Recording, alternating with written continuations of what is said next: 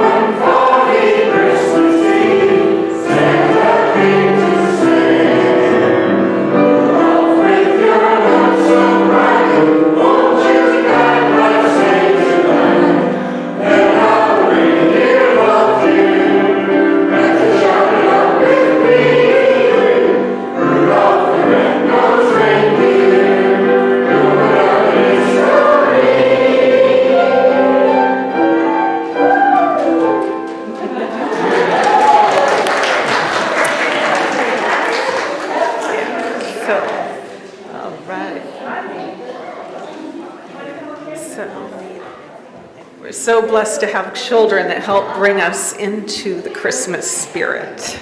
And we're blessed to have 3 children already with us this morning to help us get into that spirit. So welcome, everyone here in person and online. Welcome to our community church, Unitarian Universalist. It is a joy to be with everyone this morning, in person and virtually. So who are we as a community church? We are a progressive, open-minded, and inclusive religious community. We welcome all who are on a spiritual search for truth and meaning. Ours is a faith and action as we do the work of social justice and elevate compassion in our quest to live ethically, recognizing the inherent worth and dignity of every being. You can look to your weekly email for announcements and upcoming events, and also encourage everyone to stay after our service for what is typically our coffee hour as we celebrate Esther's 100-year birthday. Yay!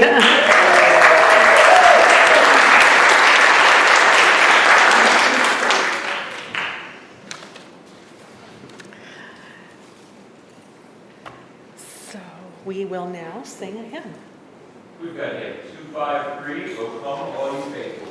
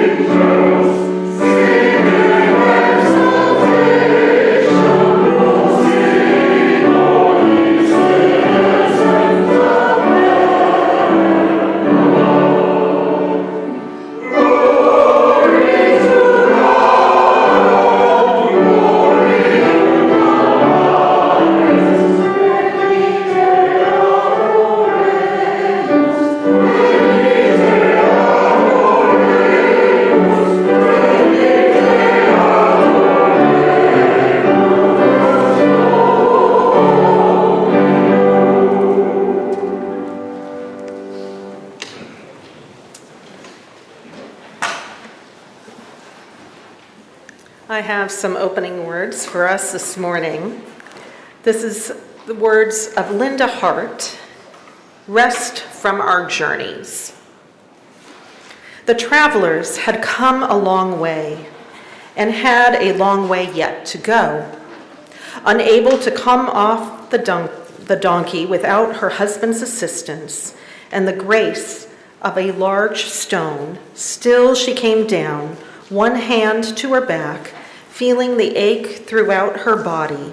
The child in her belly kicked and made her draw a quick breath. Leaning heavily on Joseph's arm, Mary picked her way along the path. Others on the road had told them that they might find a spring with water so cold it would hurt their teeth.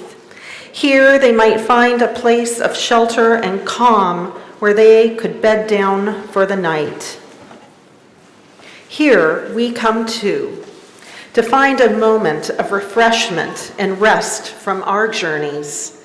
No matter where you are going on your journey, no matter if it is your choice to go or if you left by far away edict, no matter if you carry a burden or the deepest of joys, no matter how weary or thirsty you may be, pause here. Take a quiet breath. Rest in peacefulness. Be renewed and restored. For in a short while, the journey will continue with its worries and troubles and joys and promise.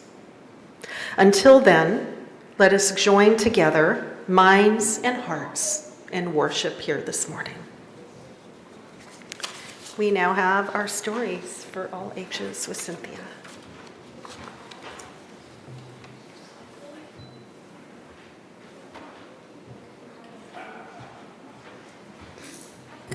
Good morning, everyone.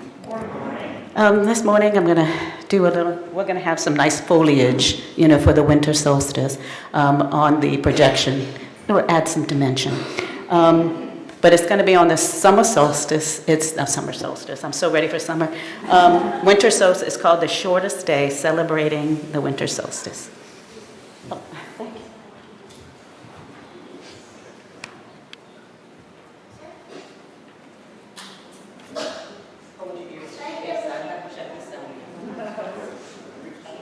Celebrating the Winter Solstice by Wendy Pfeiffer, illustrated by Jesse Reich.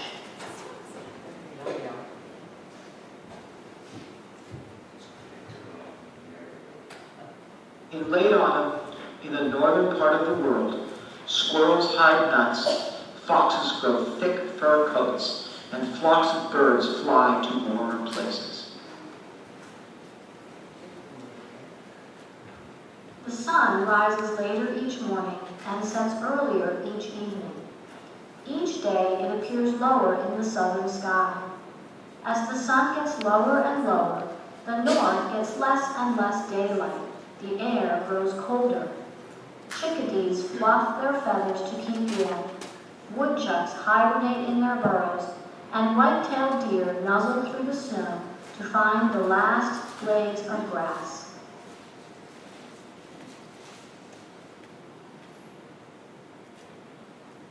On short winter days, children bundle in warm clothes and walk through a frosty white world, dragging long shadows behind them. On long winter nights, families eat dinner while it's dark outside. Children wonder when the days will get long again so they can play outside after dinner, like they did in the summer.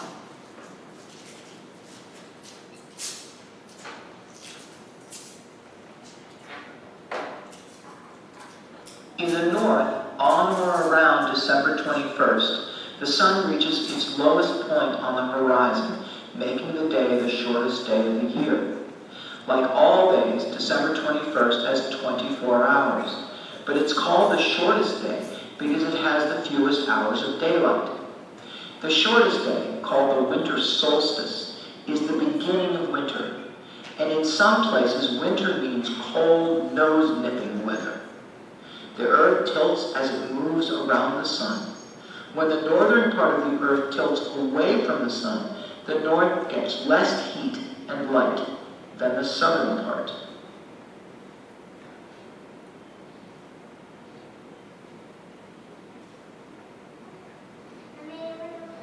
About 5,000 years ago, people who studied the sky noticed that day after day, the sun set in different places on the western horizon. They discovered that when the sun set farthest south, that was the shortest day.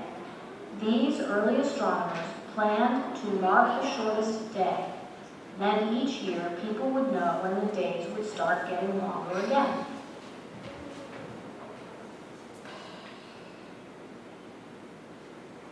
Over 2,000 years ago, Romans celebrated the shortest day with festivals and merrymaking. They gave evergreen branches to friends as a sign of good luck. Evergreen wreaths decorated their doors.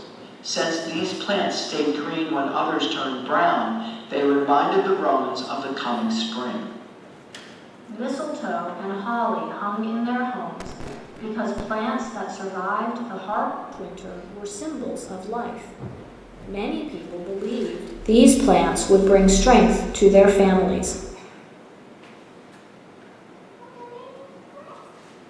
Today, people still celebrate at the beginning of winter by decorating their houses, lighting the darkness, gathering together, and exchanging gifts.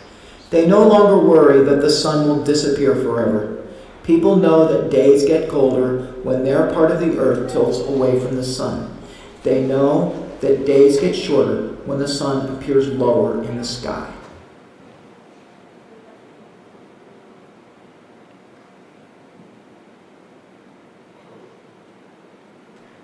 People celebrate the shortest day because longer days follow. Flocks of birds will return, seedling oak trees will sprout, and children can play outside after dinner. For more than 5,000 years, people have welcomed the winter solstice because it's a new beginning. The end.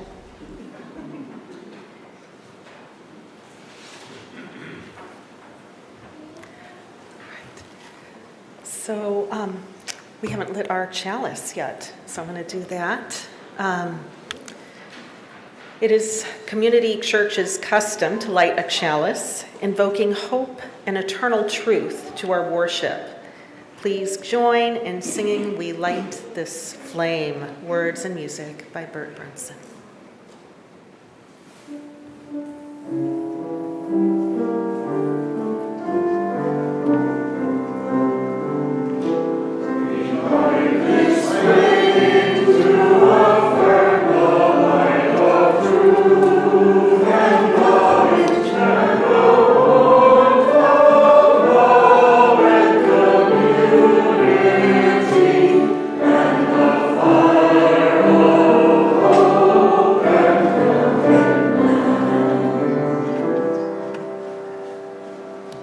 Also be lighting our candles on our Advent wreath. So the first candle in the season of prayer is for hope, the second candle is for love, and the third that will be lit this morning is for joy.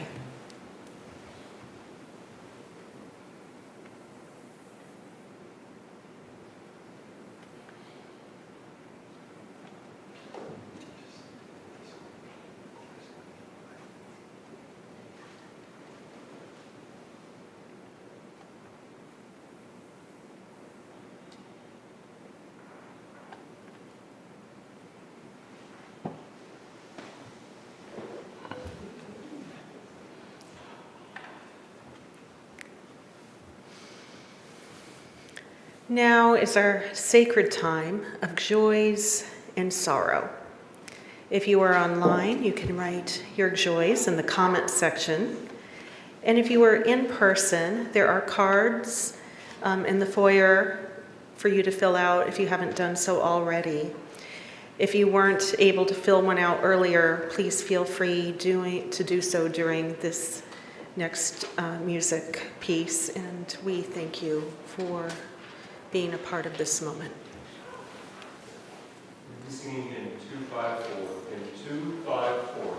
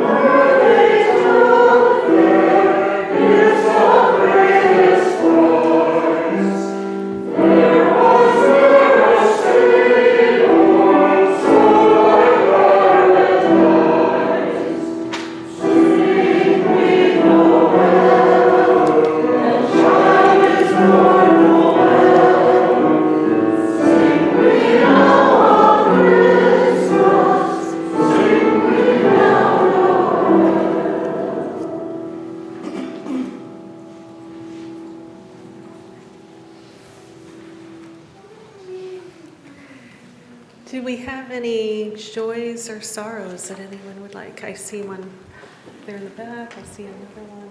And yeah. And, yeah, wonderful. Okay, great.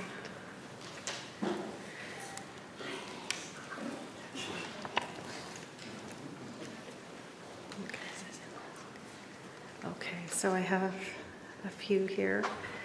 First, for our first candle, for the first time in too many years, I'm beginning to believe the American experiment is stronger than those who would end it.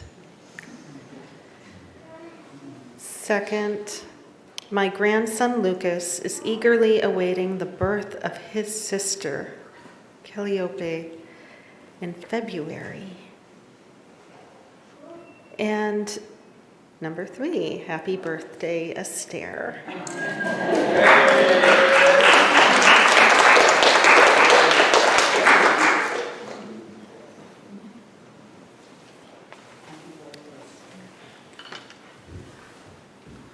I apologize for my tardiness. Rosa, who is the mother that we're doing a fundraiser for, she was supposed to come today and be introduced, but she's trying to do construction work to make extra money, and she has a bad hernia, and it's gotten really bad, and so she couldn't come, but she sends her love, and I'm hoping that they can maybe come next Sunday. So keep her, she's got to keep working, you know? Okay.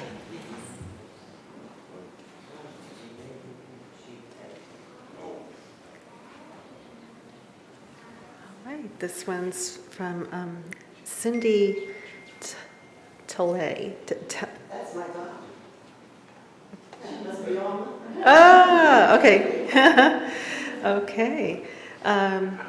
Yeah, a joy. I will be spending Christmas in Mexico with my family there, and it will be the first time in our lives that me, my brother, and our 4 half-sisters will all be together.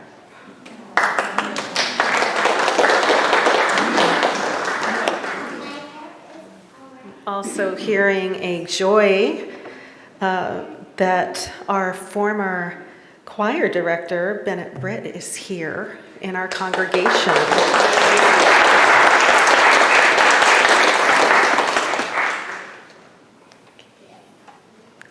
Any other joys or sorrows to share at this time? Yeah. I would mention as a joy, I always count how many people we have here, and I lost count. We were like at 44, and more have come in, and I'm just so thrilled to see you. And there are a lot of new faces, there are a lot of young faces, there are 100-year-old faces. It's wonderful. What a diversity for a congregation. So that's a celebration. Hallelujah.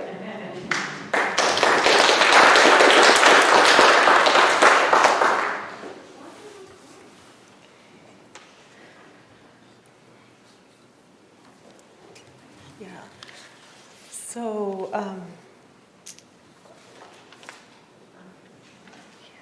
we'll light now a candle for the joys yet to be expressed, still bubbling in our hearts, and another candle for the sorrows that have yet to be expressed, because they're still tender in our hearts.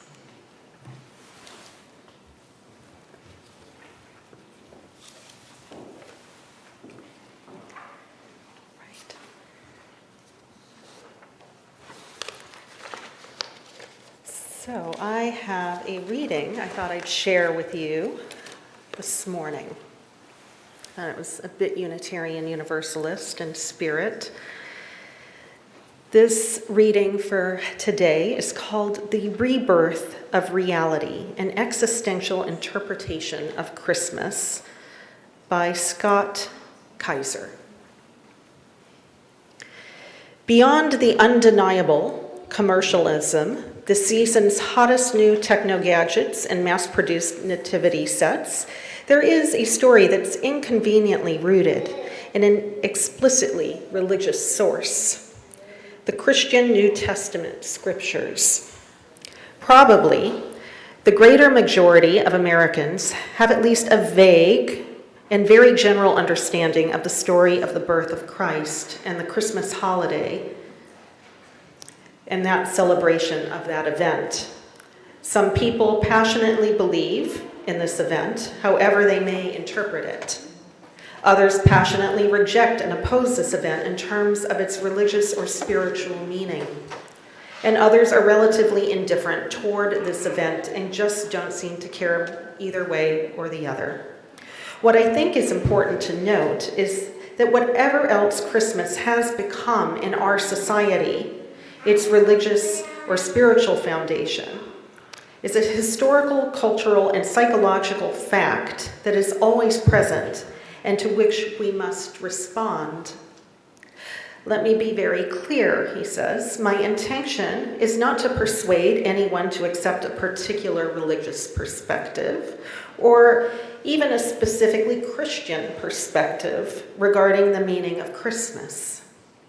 I strongly respect the right of all people to interpret and respond to this holiday in their own unique way, whatever that may be. He goes on to say, for myself, as a Christian existentialist, my religious spiritual identity is extremely complicated. Suffice it to say that I can now only utilize the former term when it is joined with the latter term. Christmas holds deep and profound meaning to me as a celebration of Christ's birth. Although accessing and maintaining this experience is a serious struggle every year, I suppose that it is what primarily concerns me about our cultural situation and the Christmas season.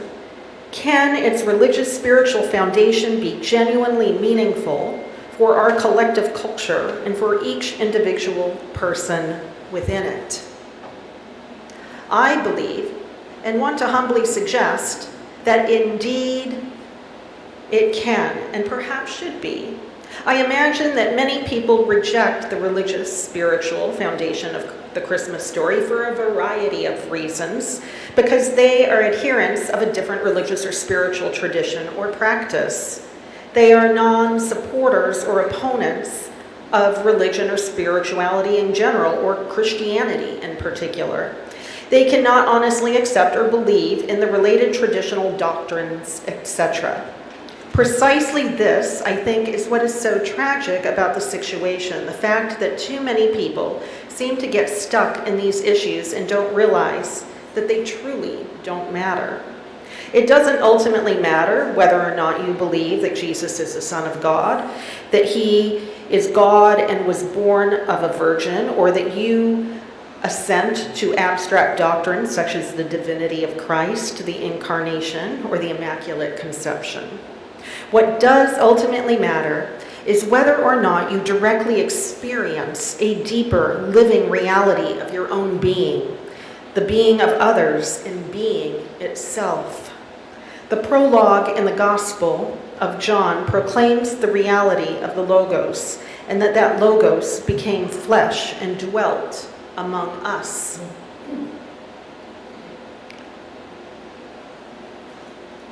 The Logos is the originating principle of reality, the cosmic ground of meaning, being of existence itself. To follow the great theologian Paul Tillich, an existential interpretation of Christmas asserts that we are estranged or separated from our own being, other beings, and the ultimate ground of being, that this condition can be overcome, and that we can be reunited with our own beings, other beings, and the ground of being, of existence itself.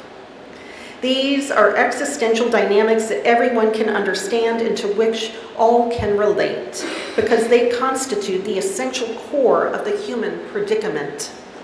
To some extent, we all experience brokenness and a need for greater wholeness in these dynamic aspects of our lives. We all need to discover and become our true selves, to become closer to others, and to experience a meaningful connection with the ultimate source of our lives. We are each in our own way stalked by the haunting awareness that all is not as it should be, that we can more fully be alive in our lives, and that life itself can be much more real, more deep and meaningful than an anemic excuse for life that we complacently accept as a comforting and less threatening substitute. We desperately crave an end to the superficial, the shallow, the deadening reality of life, and the beginning of a more vibrant, more full, integrated, and actualized reality. We long for healing and rebirth, and the meaning of Christmas is that we can experience them at any time and in every moment of our lives. The birth of the Christ child means that the old reality has been overcome and a new reality, a new state and condition of things is present. Reality is here, and we and the world can be reborn into it. The ultimate question is whether or not we will open ourselves to receive the most precious gifts from existence of life. The opportunity and the second or third or fourth or fifth, etc., chance to truly exist and become real, to live lives that are worthy of our source and our best selves. Will you let the Christ child be born in you, not as a religious person or as a Christian, but regardless of your particular worldview or belief or value system, to become a more whole and fully alive human being? May Christ be born in us, and may we be reborn in that spirit.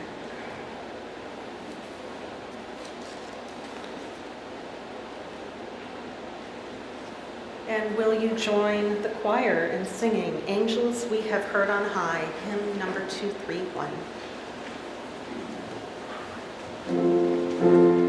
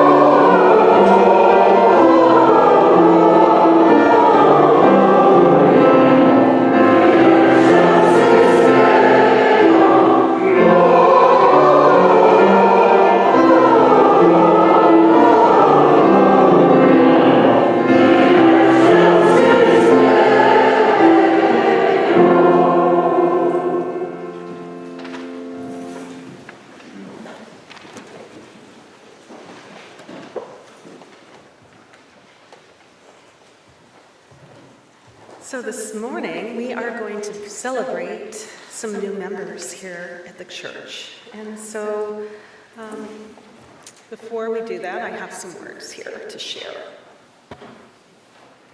And these words are from Gila Jones. What is this church? It is not the building, except to the extent that we have chosen it and made it, ours, and adorned it with the fruits of our time, treasure, and talents. It is not the minister, except to the extent that you have called me to inspire and guide our spiritual lives.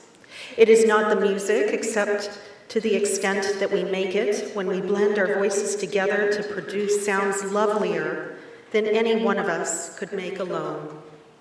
It is not even the beliefs, for we Unitarian Universalists have no single unifying belief, only the combined beliefs of each one of us. This church is the people. Without the people, me and you, this church is nothing. It does not exist. Buildings may fall down, ministers may retire, and beliefs may falter. No matter, as we are this church. Without us, it is nothing, but with us, it can be anything. So I would also like to have the board president, Laura Miller, come up and join us for this ceremony.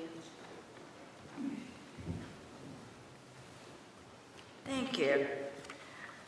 At this time, the Membership Development Committee would like to introduce you to the newest members of Community Church Unitarian Universalist. So, would all the new members and those who wish to join, please join us at the front of the sanctuary.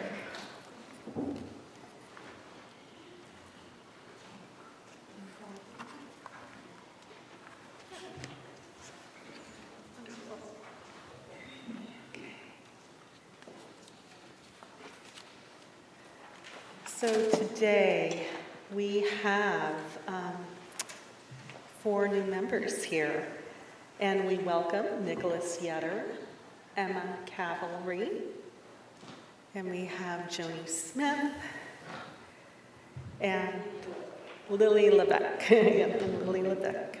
So the 4 of you have chosen to make a commitment to this congregation by signing our membership book, which we'll do in a moment. We are very glad to have you here with us, and we are happy that you have chosen this community of fellow seekers to travel with you on your life journeys. Will you accept our gifts of fellowship, discovery, and service? Will you offer your unique gifts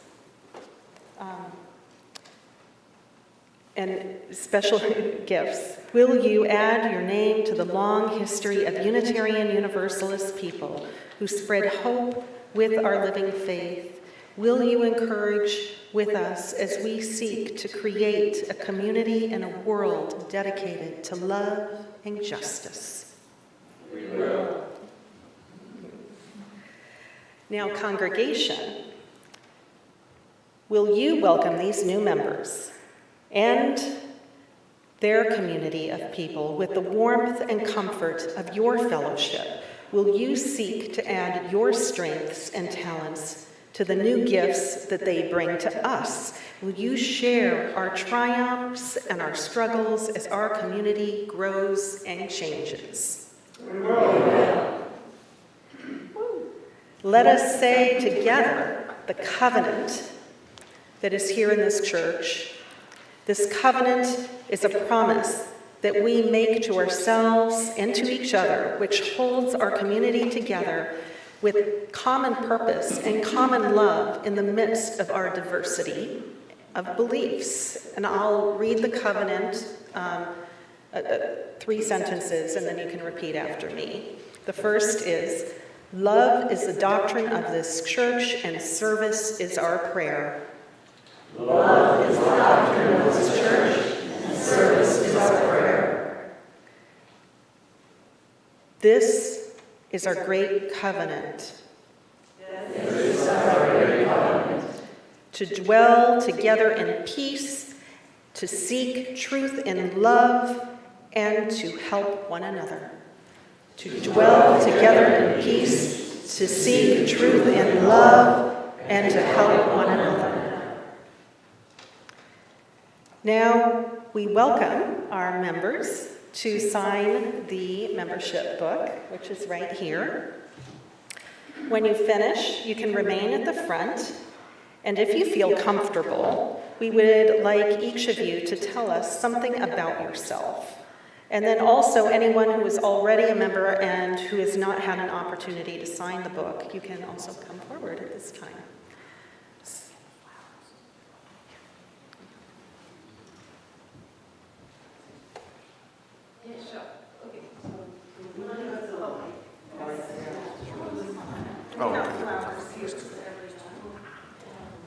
Boom. Okay.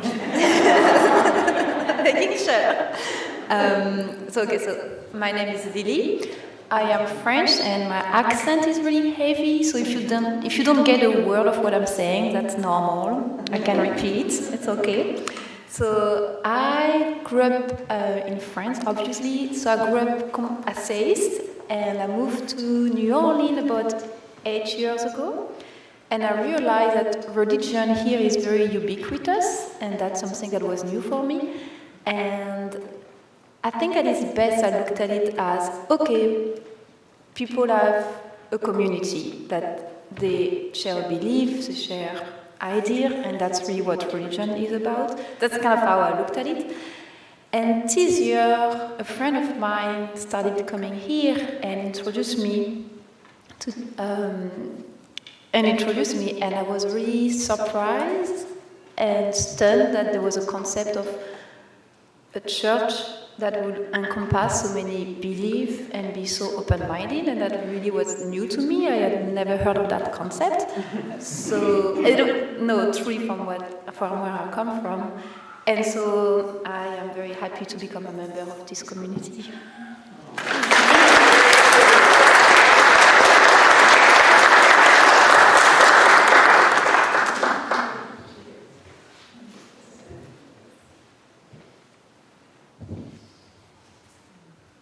I'll just introduce myself. I'm Joni Francis Smith, and I'm just glad to be here.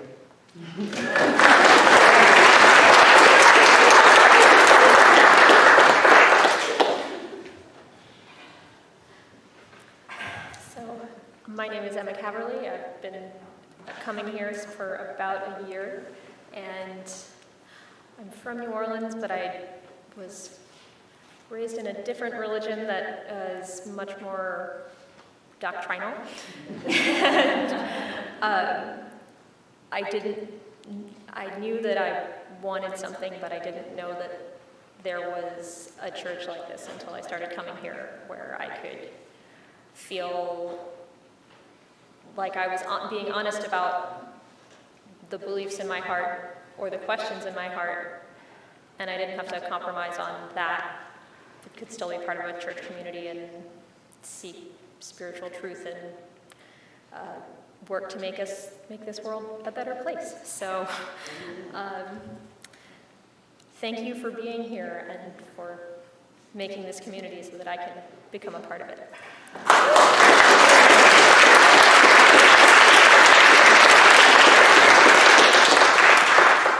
Hi, my name is Nick. I'm the art director. I'm really happy to be a member of this church. I just wanted to remind everybody that we're all the same person sitting in different places. And if I was sitting where you were sitting and you were standing where I'm standing, I'd be you and you'd be me. So thank you for having me in your church.